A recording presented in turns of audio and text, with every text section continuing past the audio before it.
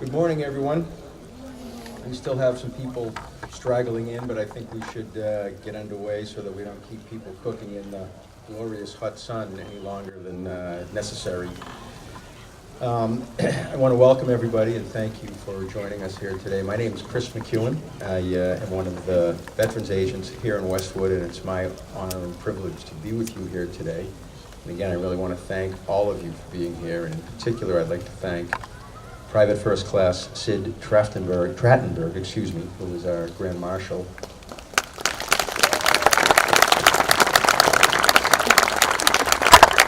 And I want to welcome and thank Ms. Christine Devlin, who is up here at the front with us. Miss Devlin is a Gold Star mom, Gold Star mother. I think most of you know what that means, but particularly for youngsters, a Gold Star mother is someone who lost a son or a daughter in service to their country, which ultimately is the reason that we're all here today. So I really appreciate you being here with us today, Mrs. Devlin.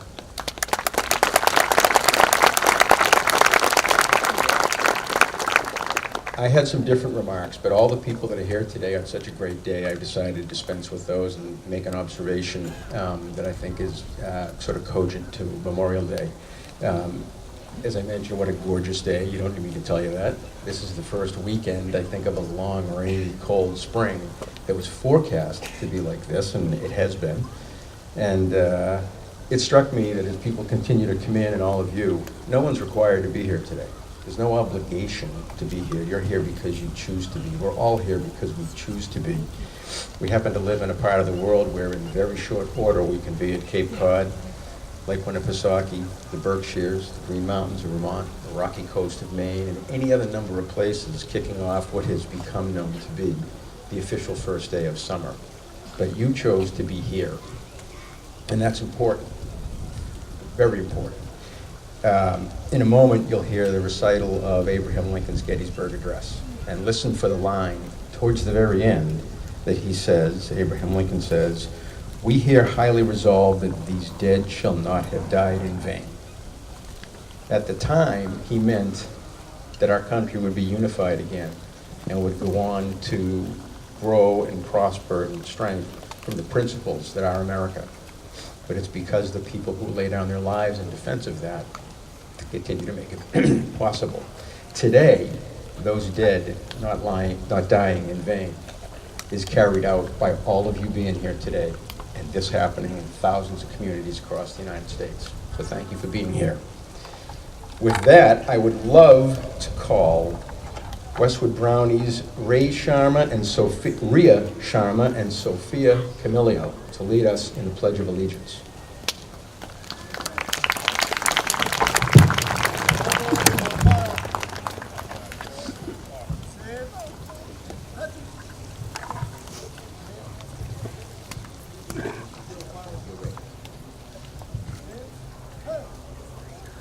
Pledge allegiance to the flag of the United States of America and to the republic for which it stands, one nation, under God, indivisible, with liberty and justice for all.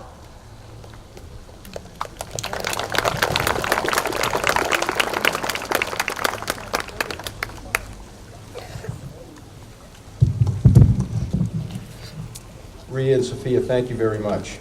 I'd next like to welcome Rabbi Karen Citron from Temple Beth David to lead us in the invocation.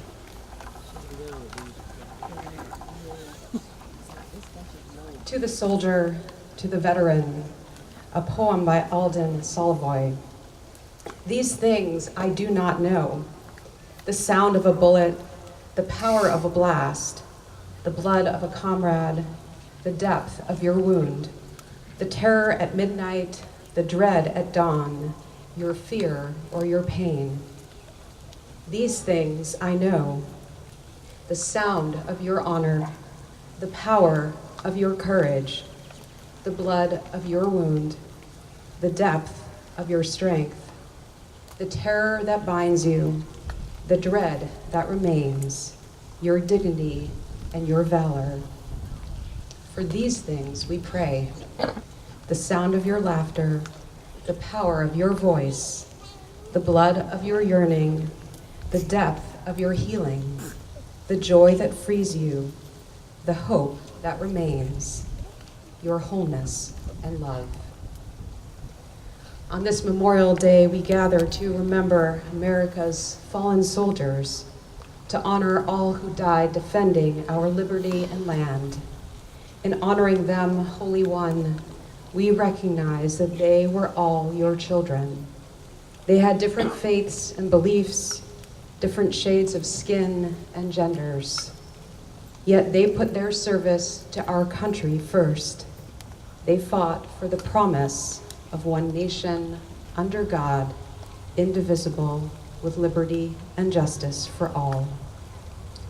In coming here today to remember them, we do the same. There is more that unites us than divides us. We can remember them best by upholding the highest ideals of our nation. In the name of the source of all life, we pray. Watch over those who defend our nation by air, land, and sea. Shield them from harm and return them safely to their families. Guide our leaders with wisdom and discernment.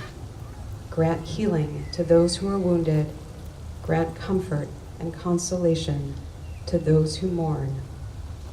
In the Hebrew, we say, Zecher Tzadik Livracha. May the memory of the righteous be for us a blessing. In remembering today, their souls are a living blessing in our midst. Amen.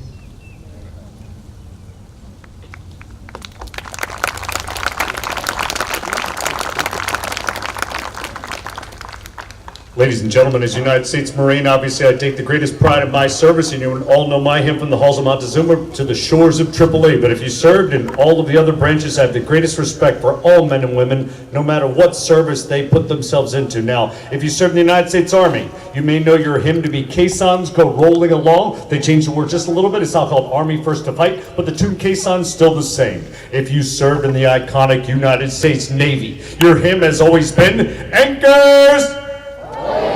Outstanding. If you served in the United States Air Force or Army Air Corps, your hymn has always been Wild Blue. Very good. In addition, there's a group of men and women who not only guard our shores, but they are deployed to combat venues all over the world. Their hymn is Semper Paratus. I'm talking about the United States Coast Guard. And finally, there is a group of men and women who were long forgotten, until an act of Congress in 1988 said that they will also be recognized as veterans because, you see, they were pressed into service to take our boys overseas. Supplies, boots, bullets, bandages. Many times they were sunk by enemy submarines right off the coast of the United States. Well, they have a hymn also. It's called Heave Ho, My Lads, Heave Ho, and I'm talking about the United States Merchant Marines. Now, ladies and gentlemen, I would respectfully request, if you have served, if you've had a family member who has served, been married to a serviceman or servicewoman, do me a favor. I know many, it's tough to stand. You don't have to stand up, but at least when I sing your hymn, put your paw in the air. The order of military hymns is going to be the Merchant Marines, the Coast Guard, the Army, the Navy, the Air Force, and then the United States Marine Corps. Here we go.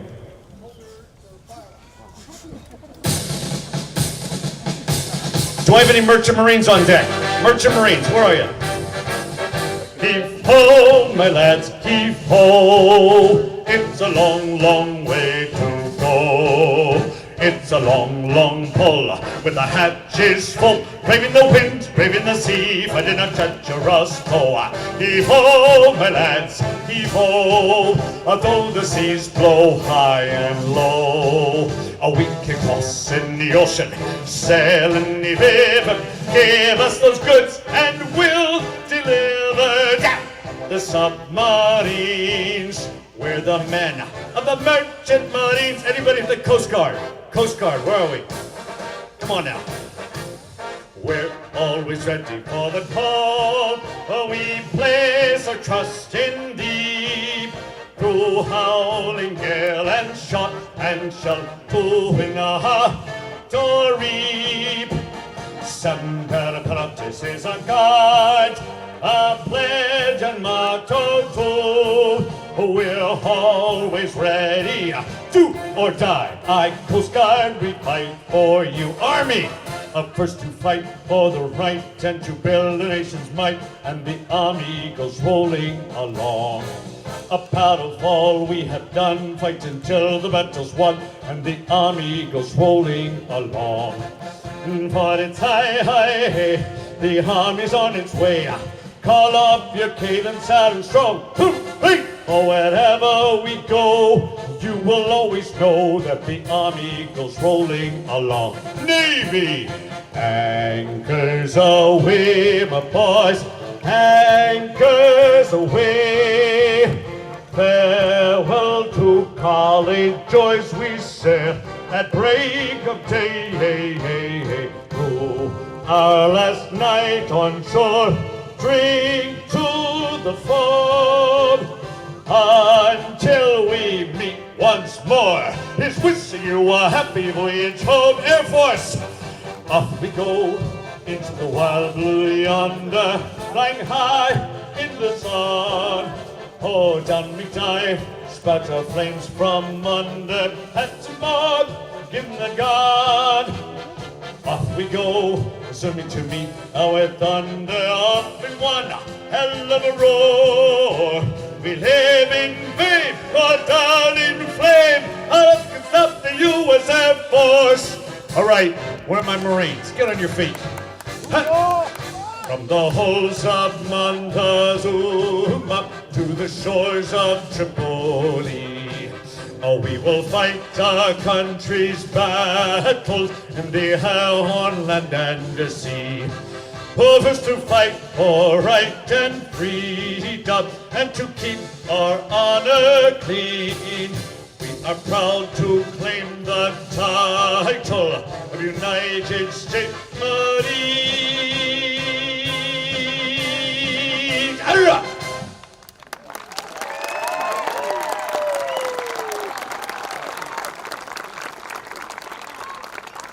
Thank you, Dan. Always a rousing rendition. I'd like to now introduce Brody Nicholson. Brody is an 8th grader at the Thurston Middle School. He is going to recite for us Lincoln's Gettysburg Address.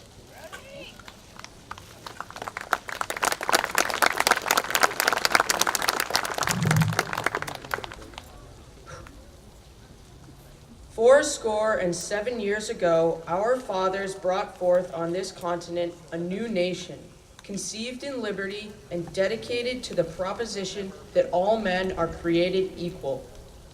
Now we are engaged in a great civil war, testing whether that nation, or any nation so conceived and so dedicated, can long endure.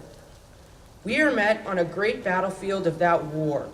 We have come to dedicate a portion of that field as a final resting place for those who here gave their lives that that nation might live.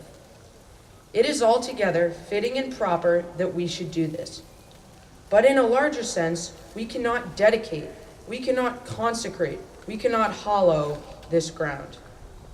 The brave men, living and dead, who struggled here, have consecrated it, far above our poor power to add or detract. The world will little note, nor long remember what we say here, but it can never forget what they did here. It is for us, the living, rather, to be dedicated here to the unfinished work which they who fought here have thus far so nobly advanced. It is rather for us to be here dedicated to the great task remaining before us, that from these honored dead we take increased devotion to that cause for which they gave the last full measure of devotion. That we here highly resolve that these dead shall not have died in vain, that this nation, under God, shall have a new birth of freedom, and that government of the people, by the people, for the people, shall not perish from the earth.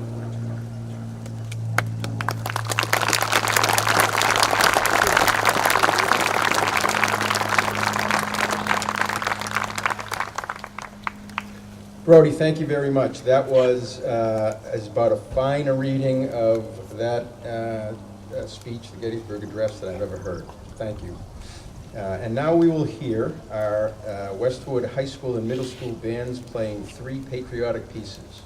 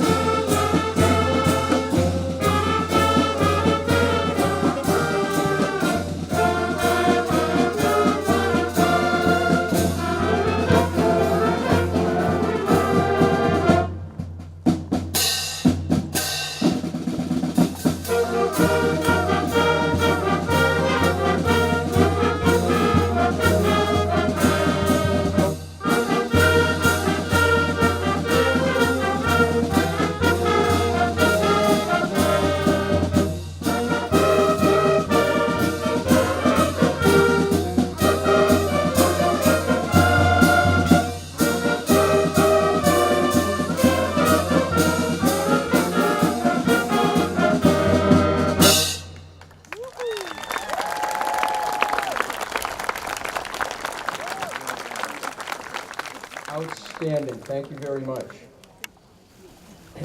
We have a few folks here that I will introduce that will say a few words, but first I wanted to acknowledge our Grand Marshal, Sidney Trattenberg.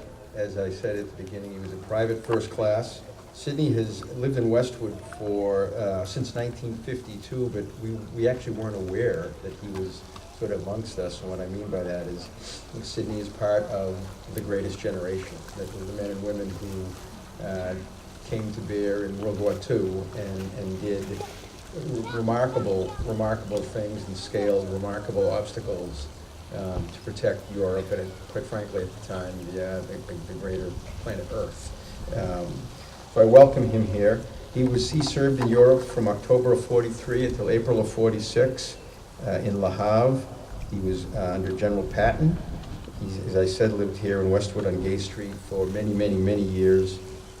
He was a music teacher here in Westwood and still does some music teaching, so maybe some of you out there in the crowd, either yourselves or your children or siblings or what have you, took piano lessons from Sidney. One of Sidney's fond memories is when he was in the service over in Europe. Marlene Dietrich. That name probably doesn't mean much to most of the younger portion of the crowd, but I'm old enough, and others probably are, that he rehearsed with her in Europe.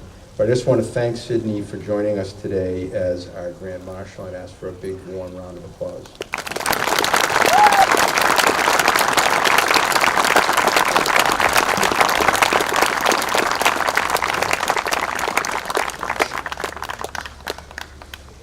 You may have noticed that our State House legislators walked in. They were at a service in Dedham, and so they made it here in a nick of time because I do have a Navy Reserves Lieutenant Commander and Senator Michael Rush speaking first. So I'd like you to welcome, please, Senator Rush.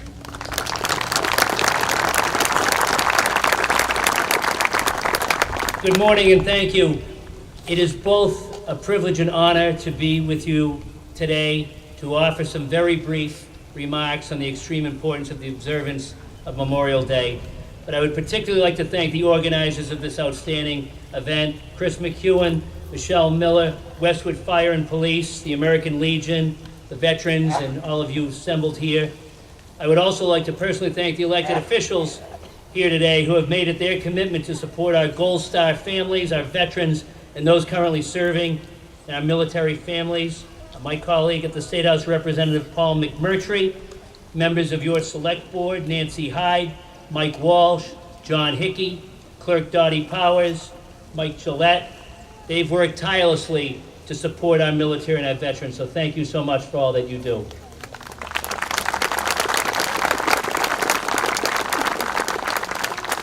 On Veterans Day, we honor those who have served. On Armed Forces Day, we honor those currently serving. But on Memorial Day, we honor those who have paid the ultimate sacrifice for our freedom and their families, who know all too well what General William Tecumseh Sherman said, that war is hell.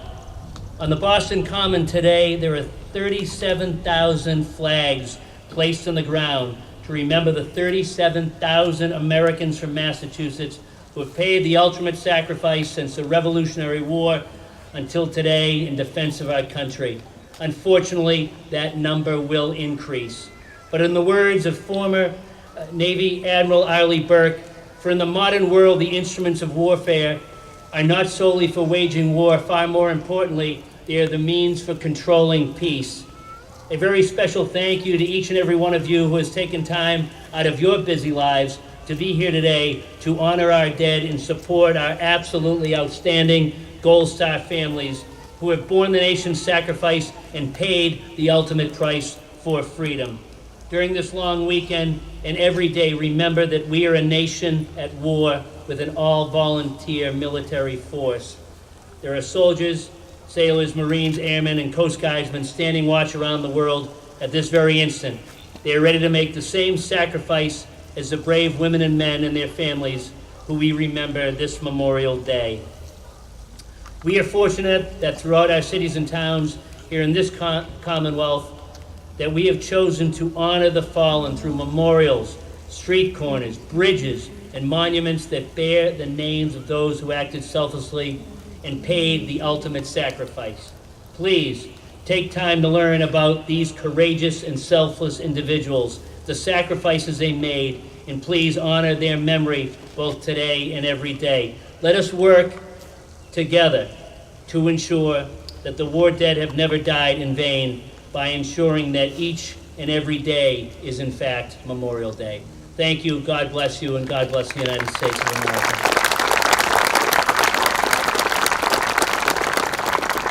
Thank you, Senator Rush. Next, I'd like to invite Representative Paul McMurtry to say a few words. Please give him a warm welcome. Good morning. I'm honored to join you along with my friend and colleague at the State House, Senator Mike Rush, as well as members of our Select Board. Thank you to our distinguished Police Department and Fire Honor Guard, members of the VFW, American Legion, and all veterans organizations, the VSO office, Rabbi Citron, Gold Star families, and citizens all. Today and on every Memorial Day, we remember the courageous women and men who gave their lives in service to our nation. We come together, united in solemn gratitude and appreciation to pay our respect to those whose ultimate sacrifice allow each of us as Americans our enduring freedom. We publicly assemble as a thoughtful community, united and humbled by those who proudly and willingly stood to preserve our sacred American values, our democracy, and our liberties. Reminded that we are allowed to live freely because of those who fell in service to our nation, we achieve and succeed, we grow and prosper, we live and love because of those who perished while wearing the uniform of our country.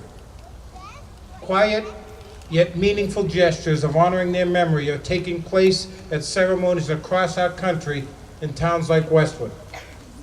We appropriately stand among the symbols of their memory here at Veterans Hill to reflect for a moment the enormity of what has been lost as a nation, and yet at the same time, the incredible gift that has been given to each of us as free citizens. This morning, we are inspired by their sacrifice, and by keeping their memory alive, we send a message of hope to the generations that follow. It's our collective obligation. Memorial Day, a day that evokes a sense of loss, gives us pause to also remember those among our own family and friends that we love and have lost. As today's ceremonies conclude, many of us will have the opportunity to enjoy life's simple pleasures at backyard barbecues and cookouts. Do so knowing that there are those who never return to enjoy the same. I am proud to serve as your state representative, proud because we are a stronger community, a stronger nation, thankful today and always to all those who died in defense of our nation, for giving each of us as grateful Americans something we often take for granted, something we always will have because of their sacrifice of others, our freedom. May God bless you, the town of Westwood, and may God bless America.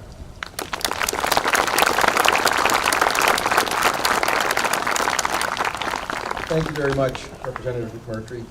I now would like to invite Nancy Hyde, the chair of the Westwood Select Board. I practiced that all week, not to say Board of Selectmen. How'd I do? Please give Nancy a warm welcome. Thank you, Chris. On behalf of Westwood Select Board, I want to welcome all of you here today to this Memorial Day ceremony. I have to say, walking down High Street to get here, I think this was a record turnout. The weather helps, but I really want to add my thank yous to all of you for coming here today. Senator Rush, Representative McMurtry, my colleagues on the board, Select Board Member Walsh, Select Board Member Hickey, Mr. Trattenberg, Mike Gillette, servicemen and women, fellow Westwood citizens and guests. It is indeed an honor for me to have this opportunity to make a few remarks today at our town's annual Memorial Day program. I checked into how long this has been going on. No one seems to know how many years, but Mike Gillette, who's been with the town for over 31 years, says it was going on when he joined the town. What I do know is that it is better than ever and a more meaningful ceremony than ever. So I want to thank a few people who go about coordinating this, the speakers, the soloist, Dan Clark, who's fabulous as always, the planting of flowers at graves, the scout troops, the bands, the flag behind me on the fire truck. The people that make this happen are people like Richard Pastor, Chris McEwen, Michelle Miller, Marianne Carty, Bob Wood, Dottie Powers, Chief Deckers, Harry Aaron, Sergeant Sicard, and if I missed anybody, thank you to you as well. Let's give them a round of applause.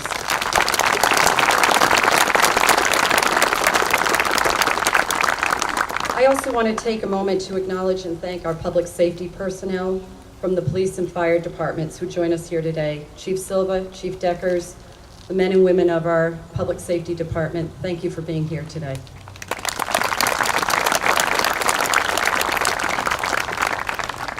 The problem with coming third is you hear a little repetition, but sometimes repetition is very good, so here we go. We gather here today to honor those Americans who have given their lives while serving in the military. These brave men and women left their homes and communities to serve their country domestically and overseas. Wars in which American colonists or United States citizens officially participated actually date back to 1674, before the United States officially came to be. Over the course of the next 3.5 centuries, we have engaged in over 30 official conflicts. Hundreds of thousands of Americans have sacrificed their lives in conflict since our country's official founding in 1776. Men and women have either been drafted or voluntarily enlisted to protect us and our democracy. Today is the day designated as Memorial Day by General John A. Logan to remember all who sacrificed their lives in service to our great country. For the town of Westwood, this is when we come together to honor all these people. I would like to digress for a moment to comment on two people who were in the news recently, and their stories touched me deeply. I would like to tell you about them because of their bravery and sacrifice. First is a young 21-year-old man named Riley Howell. Riley was enrolled in the ROTC at University of North Carolina at Chapel Hill. For those of you who don't know, the Reserve Officer Training Corps, referred to as the ROTC, is a college program offered at more than 1,700 colleges and universities across the United States that prepares young adults to become officers in the military. Riley became an American hero on a terrible day last month at the University of North Carolina, Chapel Hill, when he demonstrated courage and bravery. Riley tackled a gunman who opened fire in a classroom, saving the lives of others, but sacrificing his own in the process. Police Chief Putney of Chapel Hill is quoted as saying about Riley, "You're either going to run, you're going to hide and shield, or you're going to take the fight to the assailant." Having no place to run and hide, Riley did the last. But for his work, the assailant might not have been disarmed, Putney said. Unfortunately, Riley gave his life in the process, but his sacrifice saved lives. Given his participation in the ROTC and for this tremendous act of bravery, Riley was buried with military honors. The second person I would like to mention is a man named Fleming Begay Sr. Mr. Begay, a World War II veteran, died earlier this month at the age of 97. Fleming Begay Sr. was one of more than 400 Navajo code talkers, a top secret program during World War II in which American forces in the Pacific communicated encoded messages in their native Navajo language. Mr. Begay survived the Battle of Tarawa, a costly offensive on a Japanese-held Pacific atoll in 1943, His landing craft was blown up, and he literally had to swim to the beach to survive. But Fleming Begay did not die during his service to our country. He returned home and suffered from post-traumatic stress. When Mr. Begay spoke years later about serving in battle, he admitted to being afraid, but he said his duty to his country superseded any fear he harbored. People like Riley Howell and Fleming Begay show all of us what bravery and sacrifice mean. To their families and to all the others who endure the heartache associated with losing their loved ones while serving in their country, we express our deepest appreciation. I would like to leave you all with the following unofficial lyrics to Taps. A young man named Charlie Resker from Troop 1 Boy Scouts will be playing it for us shortly. The lyrics are as follows. Day is done, gone the sun, from the hills, from the lake, from the skies. All is well, safely rest, God is nigh. Go to sleep, peaceful sleep. May the soldier or sailor God keep. On the land or the deep, safe in sleep. Thank you.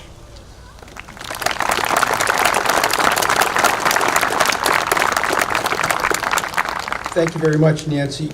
We have one more speaker, but before I introduce Dick Pastor, I just want to sort of tell people what to expect. Dick will read Dick will read General Logan's order that essentially created Memorial Day. That'll be followed by a moment of silence, and which the girls will go out and decorate the grave. And I want to point that out because none of that's announced, and it's just really kind of beautiful to see the Brownies and Girl Scouts going out and decorating the graves of veterans here in the cemetery. So Dick, if you would come and join us, please give a warm round of applause to Commander Richard Pastor of the American Legion Post 320.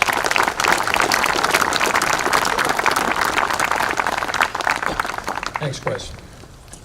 It's been a tradition of Westwood American Legion for my 32 years to meet on this Saturday before Memorial Day, plant flowers on the graves of all of the veterans. I was very surprised this year when I arrived at 8:30 in the morning to find at least 100 people here, men, women, children of all ages. It took them about a half hour, what would normally take us 3 hours. So to all of those folks, if any of you are here today, give yourself a warm round of applause. We really appreciate it.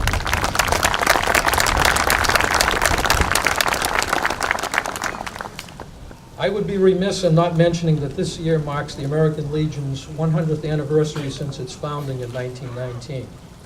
The American Expeditionary Forces fought in World War I and remained in Europe awaiting passage home after the November 11, 1918 armistice, gathered for what would be known as the Paris Caucus between March 15 and 17, 1919, during which time the American Legion was founded.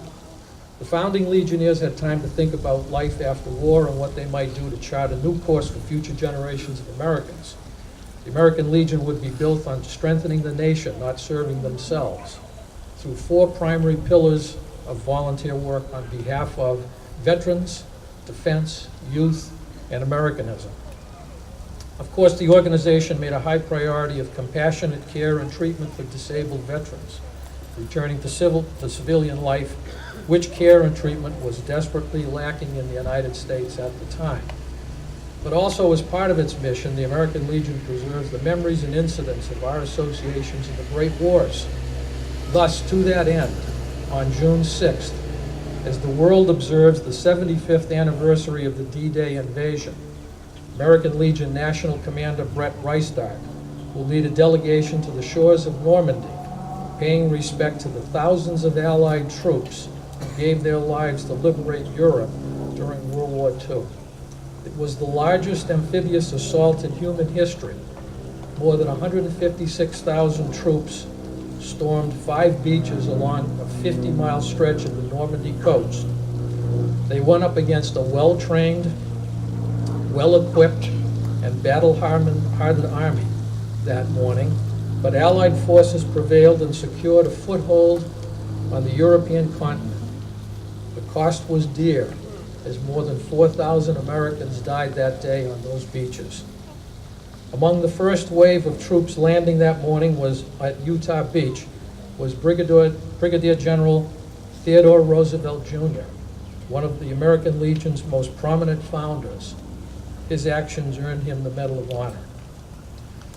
Those who died on D-Day but are a few of the more than 1 million American men and women who sacrificed their lives while serving in wars and conflicts since the American Revolution. Today, we honor all of them, not just the most prominent of those with the highest medals or the ones who fought in the most famous battles. They all died so we can continue to cherish the things that we love: freedom, country, and family. This is why we are here gathered on Memorial Day, to honor the memory of our fallen men and women who have given everything for their country.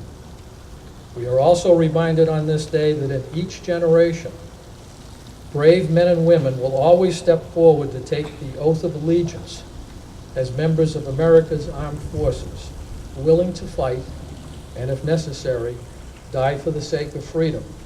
As Americans, we should remember that freedom isn't free. It's only possible because our fallen heroes have paid its high price. A price paid which enables us to have ceremonies and observances such as this one today. Thank you all for being here today to help us commemorate 2019 Memorial Day. God bless America, and God bless our fallen heroes.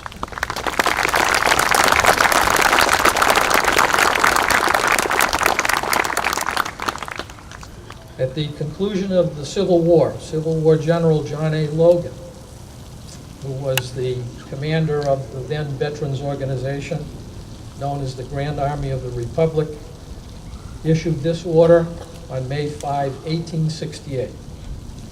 We are organized, comrades, as our regulations tell us, for the purpose, among other things, of preserving and strengthening those kind and fraternal feelings which have bound together the soldiers, sailors, and Marines who united to suppress the late rebellion. What can aid more to assure this result than by cherishing tenderly the memory of our heroic dead, who made their breasts a barricade between our country and its foe. Their soldier lives were the reveille of freedom to a race in chains, and their death a tattoo of rebellious tyranny in arms. We should guard their graves with sacred vigilance. All that consecrated wealth and taste of the nation can add to their adornment and security is but a fitting tribute to the memory of their slain defenders. Let no wanton foot intrude rudely on such hallowed grounds. Let pleasant paths invite the coming and going of reverent visitors and fond mourners. Let no vandalism of avarice or neglect, no ravages of time testify to the present or to the coming generations that we have forgotten, as a people, the cost of a free and undivided republic. If other eyes grow dull and other hands slack, and other hearts cold in the solemn trust, ours shall keep it well as long as the light and warmth of life remain in us. Let us then, at the time appointed, gather around their sacred remains and garland the passionless mounds above them with choicest flowers of springtime. Let us raise above them the dear old flag they saved from dishonor. Let us in this solemn presence renew our pledges to aid and assist those whom they have left among us as sacred charges upon the nation's gratitude, the soldiers and sailors, widowed and orphaned. It is the purpose of the Commander-in-Chief to inaugurate this observance with the hope it will be kept up from year to year while a survivor of the war remains to honor the memory of his departed comrades. He earnestly desires the public press to call attention to this order and lend its friendly aid in bringing it to the notice of comrades in all parts of the country in time for simultaneous compliance therewith. Department commanders will use every effort to make this order effective by order of John A. Logan, Commander-in-Chief. At this point, I would ask you all to please rise for a moment of silence in memory of all of America's sons and daughters who never came home.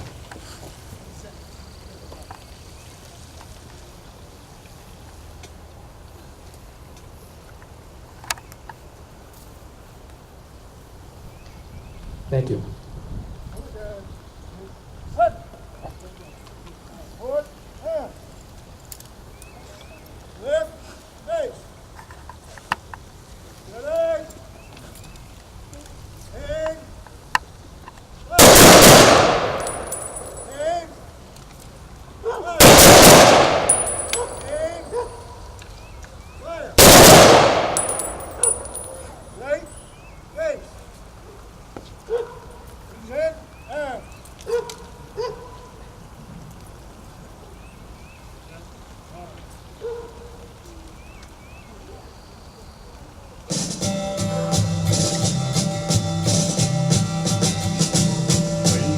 Soldiers from the sky. These are men who jump and die. Men who mean just what they say. The brave men of the Green Beret. Silver wings upon their chest. These are men, America's best. 100 men will test today, but only 3 win the Green Beret. Trained to live off nature's land, trained in combat, hand to hand. Men who fight by night and day. The brave men of the Green Beret. Silver wings upon their chest. These are men, America's best. 100 men will test today, but only 3 win the Green Beret. Back at home, a young wife waits. The Green Beret has met his fate. He has died for those oppressed, leaving her his last request. In silver wings on my son's chest, make him one of America's best. There'll be a man that'll just one day have him win the Green Beret.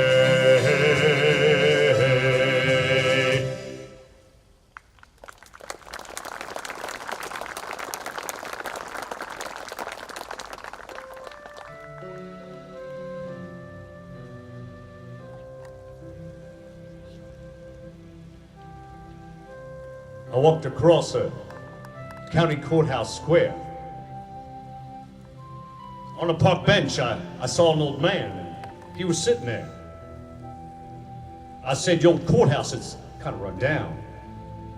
He said, "Nah, it'll do for our little town." I said, "The old flagpole, it's lean a little bit. And that's a ragged old flag you got hanging on it." He said, "Have a seat." And I sat down. He says, "Is this the first time you've been to our little town?" I said, "I think it is." He said, "We don't like to brag, but we're kind of proud of that ragged old flag.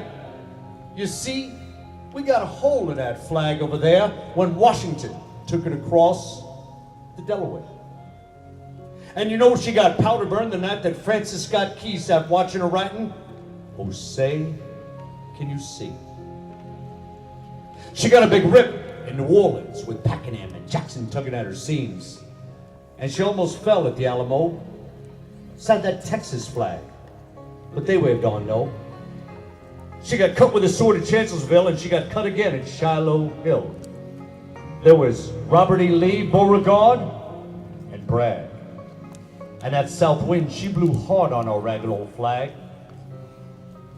On Flanders Field in World War I, she got a big hole from a Bertha gun. She turned blood red in World War II, and she hung limp and low a time or two. She was in Korea, Vietnam, and now Afghanistan. She went where she was sent by her Uncle Sam. She waved on our ships upon the briny foam, and now you know they've almost been quit waving back here at home. In her own good land here, she has been abused. She's been burned, dishonored, denied, and refused, and the government for which she stands is sometimes scandalized throughout the land. She's been getting threadbare and she's wearing thin, but she's in good shape for the shape she's in. 'Cause she's been through the fire before, and I believe that she can take a whole lot more. So we raise her up every morning, and we lower her down slow every night. We don't let her touch the ground till we fold her up just right. You know, on second thought, I do like to brag, 'cause I know we're all mighty proud of our ragged old flag. Ladies and gentlemen, the high school band to offer the national anthem of the United States of America, our Star-Spangled Banner.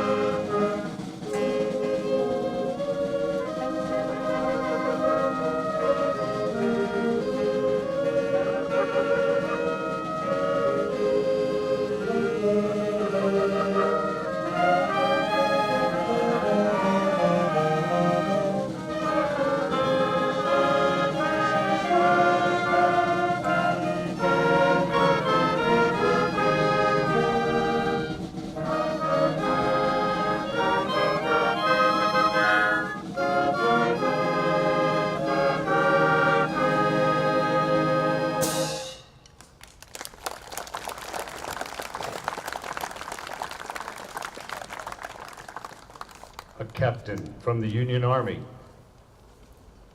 heard the cries of a dying soldier one night, and he left his tent. He went out over the berm and he found that soldier and pulled him back into the light of his tent. To his horror, this dying soldier was his son, a Confederate soldier. His son dies in his arms. The captain asked his commanding officer, "Sir, may I have a military burial for my son?" "Denied, Captain. Your son is the enemy." "Sir, may I have a military band to play for my son?" "Denied, Captain. Your son is the enemy. You may choose one instrument." The captain chooses the bugle. Before going off to war, his son was a music student. And as the captain reached into the uniform trousers of his son, he pulls out a piece of paper with simple notes written upon it. These notes have become the song we now use to memorialize those men and women who have given the ultimate sacrifice for this great nation. You know this song all too well. Render honors to Taps.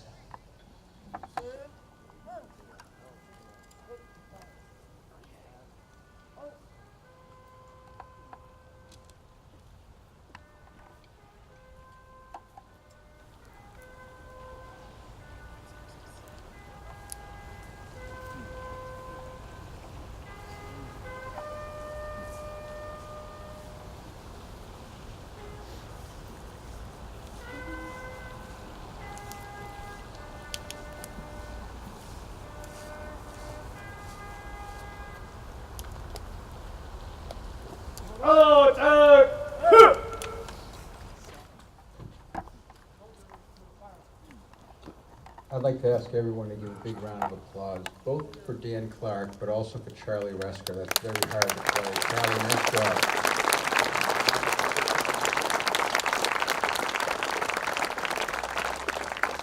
So we're just about done here. In a moment, I'm going to ask Rabbi Citrin to come up and do the benediction. But I just wanted to quickly, again, you've heard a lot of thank yous, but I have to tell you, we live in a town where our select board, the entire town, the police, the fire, the DPW, all of the people I serve with on the Memorial Day Committee who, quite frankly, do all the heavy lifting.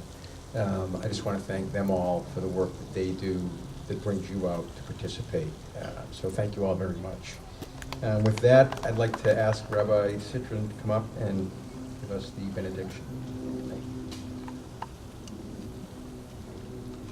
O guardian of life and liberty, may our nation always merit your protection. Teach us to give thanks for what we have by sharing it with those who are in need. Keep our eyes open to the wonders of creation and alert to the care of the earth.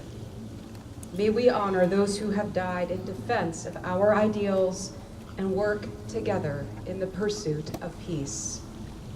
Let us console and comfort those who mourn.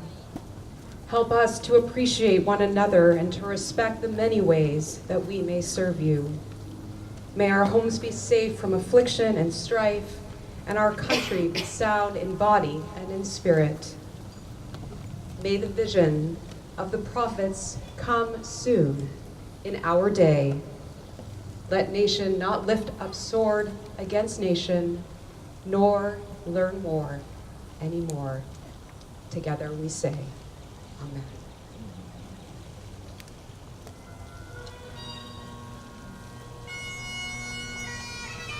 Everybody's welcome to fall out and walk casually back to town meeting with the parade. Thank you very much.